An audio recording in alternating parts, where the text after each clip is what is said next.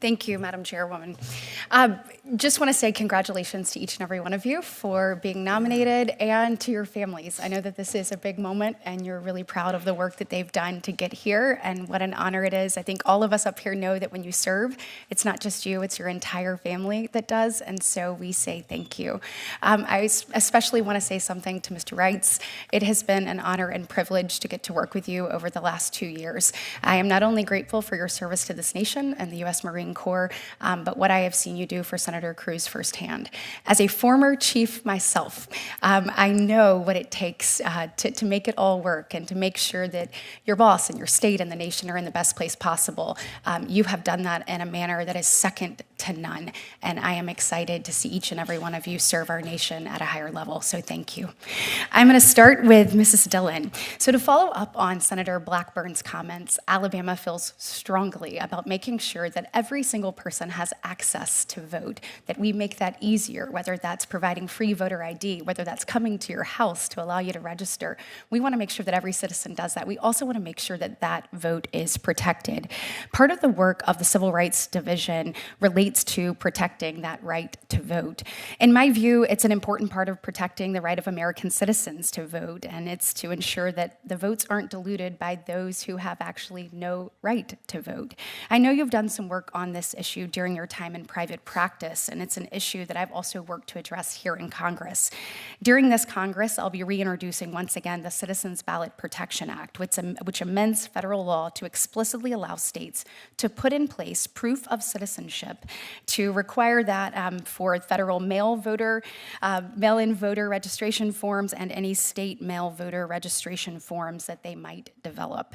I think many people across the nation would be shocked to know that states are currently hamstrung when it comes to requiring proof of citizenship as part of certain voter registration processes. It's common sense to ensure that only American citizens are registering to vote in our elections. Based on your experience, can you explain why it's important and necessary to take steps to ensure that non-citizens are not voting in our election, and the role that you think DOJ, and in particular the Civil Rights Division, can or should play in ensuring the votes of American citizens are not diluted? Thank you for your question, Senator Britt. And I actually want to particularly thank you for introducing the legislation you just described, because while the NVRA doesn't itself, of course, bar states from requiring proof of citizenship, courts have done that and laid that prohibition that, in fact, was a subject of some conversations I had with some of your fellow senators while we met. I do think that it would be a tremendous boost to voter confidence in the integrity of elections in the states if there was assurance that only citizens are voting. Similarly, that they're only voting once. I think that's also very important. And the current self-certification system has not only allowed people to maliciously vote when they weren't entitled to, it's actually led many legal immigrants to unknowingly cast a vote and thereby putting their own ability to become United States citizens in peril. And we've seen this happen in Pennsylvania and other states.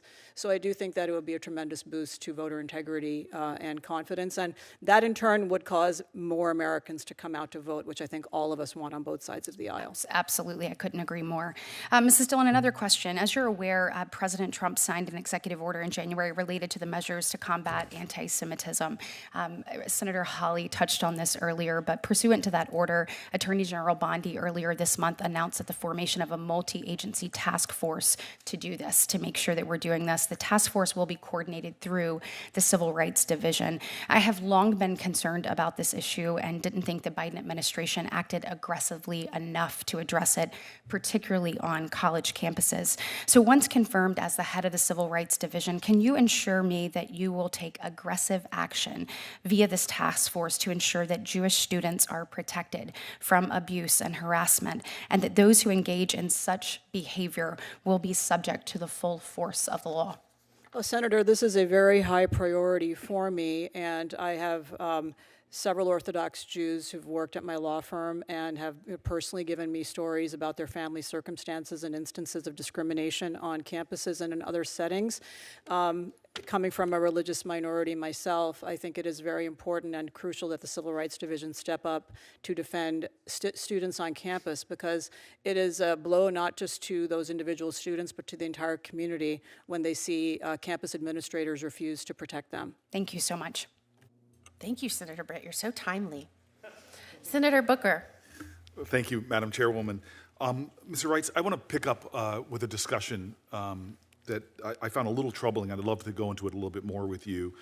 It just sounds like that you have been suggesting that government officials can ignore a court order if they